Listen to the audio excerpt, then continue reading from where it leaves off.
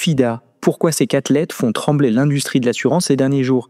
Si vous suivez de près les sujets d'innovation dans l'assurance, vous avez dû apercevoir les derniers remous, et j'utilise le terme volontairement, sur le sujet, sorte de montagne russe ces derniers temps. Un jour, les bruits de couloir indiquent que la réglementation pourrait être suspendue, notamment à cause de l'activité de lobbying de la France en pointe contre FIDA, et le lendemain, il semble que les choses s'accélèrent pour avancer un peu plus vers la ratification de la dite directive. L'idée de ce podcast est donc de faire un point sur la situation, en revenant à la genèse de cette démarche, en détaillant les arguments que les deux camps, là encore le terme est choisi à dessein, les deux camps ont mis en avant dernièrement pour soutenir ou à l'inverse pour s'opposer à cette initiative.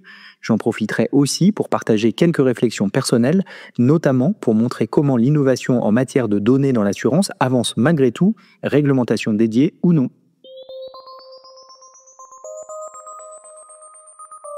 Pour commencer, et pour celles et ceux d'entre vous qui sont peut-être moins familiers avec cette réglementation FIDA, un petit retour en arrière s'impose.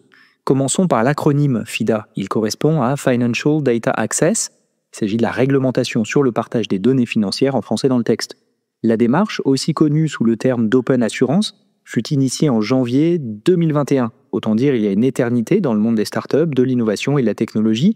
Démarche initiée par un appel à témoignages du régulateur européen EIOPA qui souhaitait recueillir les idées, les besoins et les défis en matière de partage de données dans l'assurance. 1 an et demi plus tard, en juin 2022, l'organisme partageait un résumé de cet appel à témoignages et encore 1 an plus tard, à la mi-2023, c'est l'Union européenne qui dévoilait un premier projet de texte FIDA. Et déjà à l'époque, le texte avait fait des remous dans le secteur de l'assurance. On y parlait ouverture de données, avec le consentement des utilisateurs finaux, bien sûr, dans certaines lignes de métier de l'assurance, hors santé notamment, au profit d'acteurs tierces, le tout à mettre en œuvre sous 18 mois, autant dire demain matin. Après ces premières réactions à chaud, la dynamique semblait s'être apaisée, et au moins de notre point de vue sur la scène tech et innovation dans l'assurance, le sujet semblait moins central, moins discuté.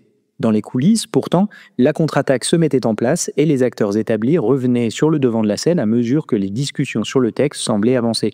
Ces derniers mois, dernières semaines, on a vu notamment sur le marché français plusieurs acteurs de l'assurance, les mutuelles en tête, ou même France Assureur, l'association des acteurs français de l'assurance, multiplier les prises de parole pour dénoncer les risques qu'une telle réglementation faisait peser sur l'industrie. À l'inverse, l'univers des startups vantait les mérites d'une telle initiative, le tout dans un ordre plus dispersé, jusqu'à la publication d'un texte rédigé et porté par France FinTech, l'association des startups FinTech InsurTech en France, il y a quelques jours, pour défendre la mise en place d'une telle réglementation afin de favoriser l'innovation dans les services financiers et l'assurance en particulier.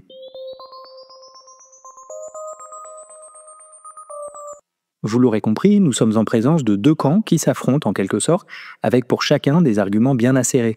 D'un côté, les acteurs en place, ils mettent en avant les risques de sécurité liés au partage des données d'assurance et rappellent les enjeux de confidentialité pour de telles données. Ils s'inquiètent de voir d'autres acteurs que les assureurs être à même d'accéder à ces données jugées sensibles. D'ailleurs, la Massif a réalisé une enquête avec Kantar auprès des Français et les résultats, rappelés dans la tribune de l'assurance, sont sans appel. En matière de partage de données d'assurance, 85% des Français font confiance aux assureurs traditionnels, tandis que seulement 40% ou moins accordent leur confiance à d'autres acteurs tels que les comparateurs en ligne, les géants de la tech, les GAFAM, ou les startups InsurTech. Les acteurs en place soulignent aussi le coût de la mise en place d'une telle réglementation, notamment du point de vue informatique et technologique. Enfin, et c'est l'argument que je trouve le plus intéressant, ils s'inquiètent pour la notion de mutualisation du risque au cœur même du fonctionnement de l'assurance. Jean-Philippe Dogneton, directeur général de la Massif, rappelait notamment « La mutualisation repose sur la confiance et la solidarité ». Fin de la citation.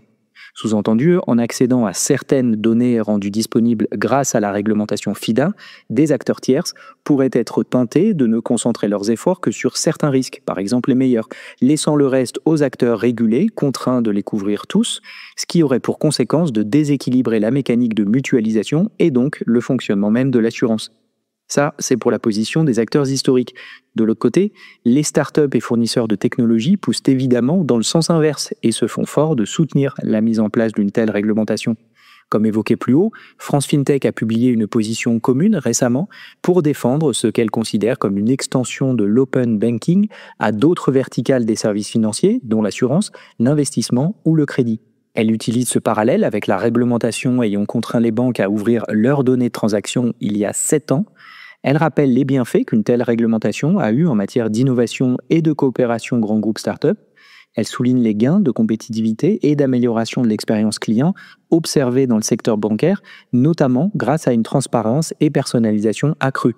Dans le cadre de l'assurance, elle pointe l'opportunité de modernisation pour le secteur avec la facilitation de la gestion des contrats et la lutte contre la fraude favorisée par le partage sécurisé des données. Dans ce contexte, elle appelle à une mise en place sous 18 à 24 mois et pousse pour le développement de standards communs, notamment en matière d'API, pour assurer une compétition non biaisée, forte des leçons tirées des premiers pas de l'open banking à l'époque.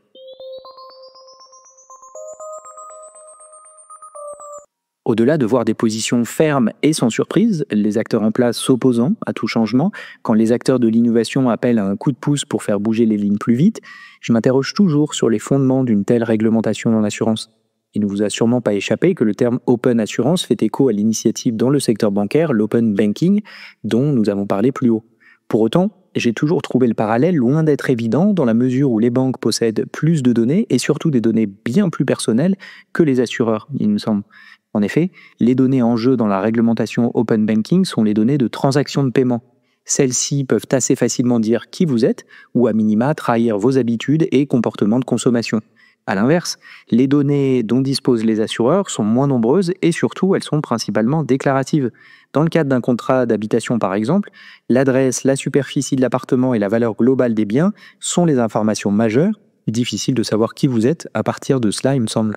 Alors évidemment, les données de contrat sont une source potentiellement précieuse pour bon nombre d'acteurs tierces qui pourraient en tirer avantage. Mais dans ce contexte, pousser à l'ouverture des données des assureurs me semble se heurter à une question préliminaire: de quelles données parle-t-on ? Par ailleurs, j'aime rappeler que l'absence de réglementation spécifique à date n'a pas empêché certains acteurs adjacents de faire leur entrée dans la chaîne de valeur de l'assurance. Alors bien sûr, à chaque fois, ils n'ont grignoté qu'une partie limitée de cette chaîne de valeur, souvent dans la partie distribution d'ailleurs. Toujours est-il que cela a déjà eu lieu. Comment ne pas penser à Tesla qui propose sa solution d'assurance aux États-Unis ? Sur le sujet d'ailleurs, le constructeur est allé plus loin que la distribution, puisqu'il a conçu son produit, en s'appuyant bien entendu sur un porteur de risque existant, conçu son produit donc à partir de ses propres données, celles dont il dispose sur sa flotte de véhicules qu'il a vendus. Les néobanques utilisent déjà la donnée dont elles disposent pour identifier le meilleur moment de pousser des produits pertinents. Par exemple, l'assurance voyage après l'achat d'un billet d'avion ou la réservation d'un hôtel. Bref, des acteurs disposant de données pertinentes peuvent déjà proposer des produits d'assurance en conséquence.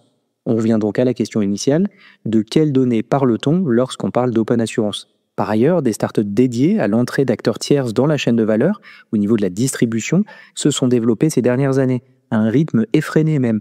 Je pense bien entendu aux insurtech opérant dans l'assurance embarquée. Elles développent des technologies qui permettent à des acteurs tierces de devenir des distributeurs d'assurance, souvent sur des verticales très spécifiques, pour lesquelles les produits peuvent être parfois standardisés ou plus souvent personnalisés pour la base de clients du partenaire. Les startups sont de plus en plus nombreuses dans le secteur et certains acteurs européens ont réalisé des levées très significatives pendant que la réglementation poursuit son chemin administratif. En tête, Cover en Belgique et NIT en France ont levé plus de 50 millions d'euros chacun. Je pense aussi à WeCover dans notre portefeuille qui accélère sur son marché espagnol.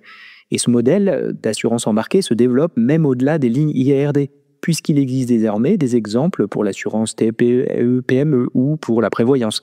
Bref, là encore, le marché des startups n'a pas attendu la réglementation pour faciliter l'entrée de nouveaux acteurs dans la chaîne de valeur.